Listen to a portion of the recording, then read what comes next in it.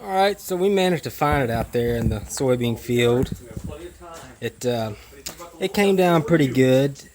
Just auto rotated right in the soybeans and it pretty much caught it all. No damage that I can see. It's just this battery. Probably near the end of its life, it's been charged and ready to charge. So I know it's a fully charged battery when I put it on there. Just old battery. We'll try it again with a 2200 milliamp and let you see how a rocket flies. But that was kind of crazy. It almost went dead in the field over there when you see it try and do that loop. Luckily, was able to pull it out of that. Then it just lost power over the soybean field and went in. But we found it a little bit closer than you always think it is. So next one we'll go to is the Kyosho. Alright, so this is my Kyosho caliber 30.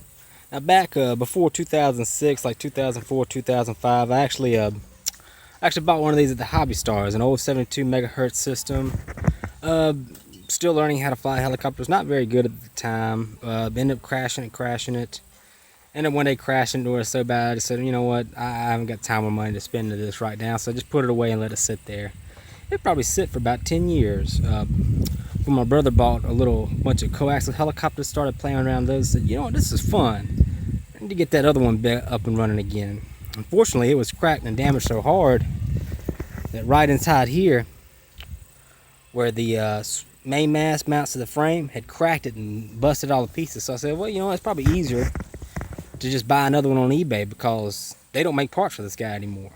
If there's a part that I need, I either make it myself or take it off of a different type of helicopter. For example, the landing gear. The black one is one of the original ones. The white one in the back is off of an Align 600. Now, that's just an aluminum tube running between the front and the back. These blades are an upgrade. They're Rail 556 blades. They're really good, fly really good. Better than the old wooden blades that were on here. This dark gray piece right here, the piece I cut out of an old box, plastic box, because it busted when it's coming down. These boom support pieces are just 1/4 inch stock aluminum rod, bent and made to fit on there. So it's got a lot of home improvement pieces on there. But it flies really well for a little 30-side helicopter. I can do the flips and the rolls with it. You'll notice it bogs down when you try and give it full up, but it does okay. And it's really tame too. With the modern day expo and differential you can set into your transmitters, you can tame this thing really down. But it's also really wild. It'll bank and yank pretty fast. Just doesn't have the power compared to the big ones to really pull up and out of something. So it runs on nitro too, so a little bit more operation. You got the nitro fuel right there. Nice tank so you can see how much fuel you got into it. Just fly with the tail towards you. See about how much fuel you got. Run on. Got a little remote glow driver down there, and your starter fits up top there. So let's say put the camera on the hat and let's get this bad boy to fly. The starting procedure on this thing, on my transmitter, this switch right up here. Let's see if y'all see that or not. That's my throttle hold. That cuts the throttle down to, it's not quite idle, it's a little bit above idle, but it's enough so that the clutch disengages. That's how I started, it's just got given enough open throttle to get it started. Insert our starter shaft, it goes down into a gear down there. I don't know if y'all can see the shaft engaging down there. Put our glow plug on down here at the bottom, and always hold your head with your hand. A couple turns over and she starts coming to life. There she goes. Move our shaft, make sure our throttle is down, cut it back. No, she didn't want to start right there. Need a little bit more time to warm up. Make sure we're inside there. We might just have to let it warm up with throttle hold on. It's on.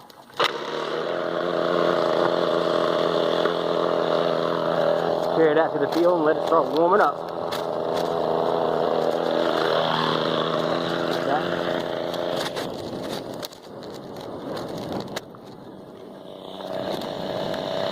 And I have the tail set in a heading hold mode right now, which the Futaba gyro works very well, especially even in this heavy wind.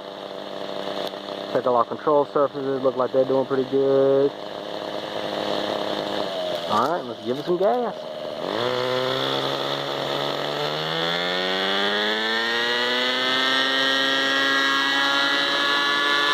Whoa, we got a track.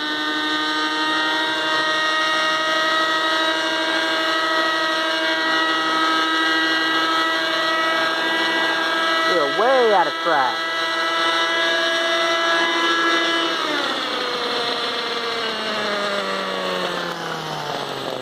Alright, so just flying it there, I just noticed that the blades are way off track. One of them is flying higher than the other one. So that's something we really need to dial in before we mess with this thing too much more. So yeah, we'll cut it off of there. And what we're going to do in order to find the tracking is we're going to take a Sharpie or something like that and put a mark on one of the blades so that way we can tell which one's flying higher than the other one. So bear with us while we get this thing set in the track, and then we'll take it up for a nice long flight. Alright folks, we did a little retrimming on the thing, got it dialed in pretty good. Got it sitting out there idling on the runway. So let's take this little bad boy for a flight real quick. Say what she's capable of.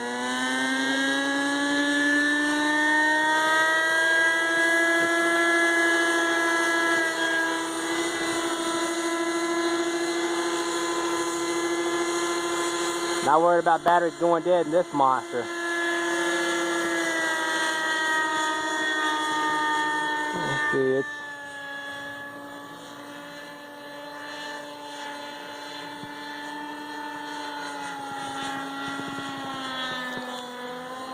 upside down. Hold it, hold it, hold it.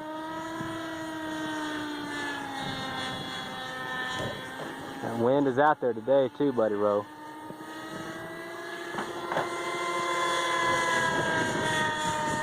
Look at it go.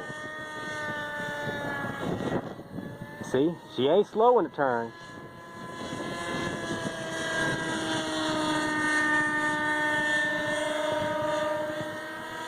She ain't slow at all.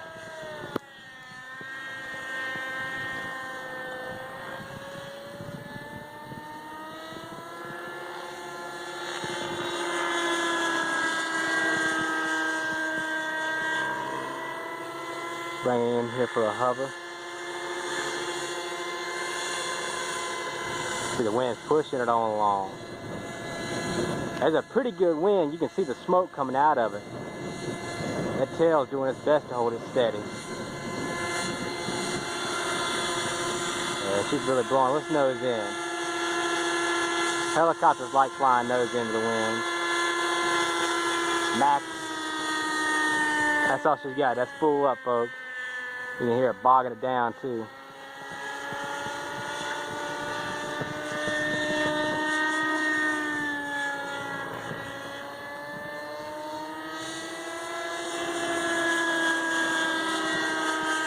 We got good smoke. You want a lot of smoke coming from your helos.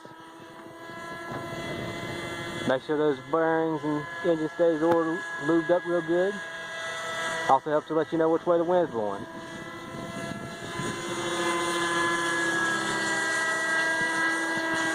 But it's just a nice flying helicopter.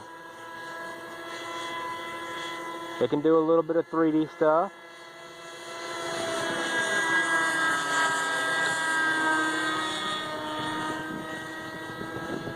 And the wind is messing with me a little bit today.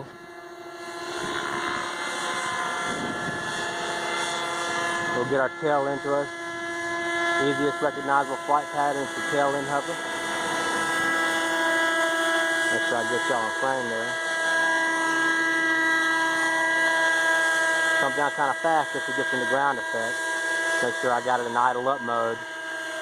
One time I was out here messing around, didn't have it in idle up, went to go do a flip, and she died on me. I said, oh no!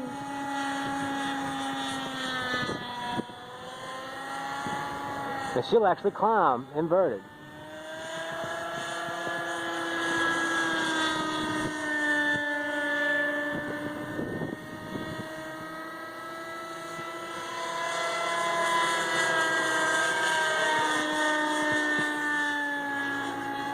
Look at that, she'll whip it too.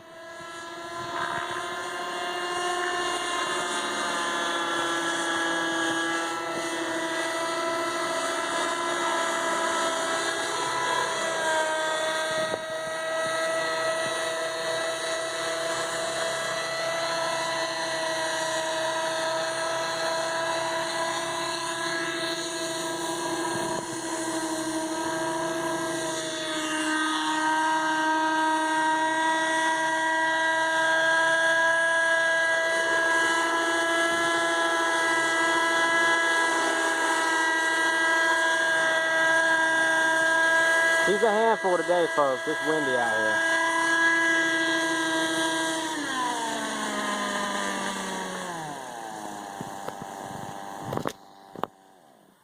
And that's a little Kyosho. An old helicopter, but it flies really, really, really well.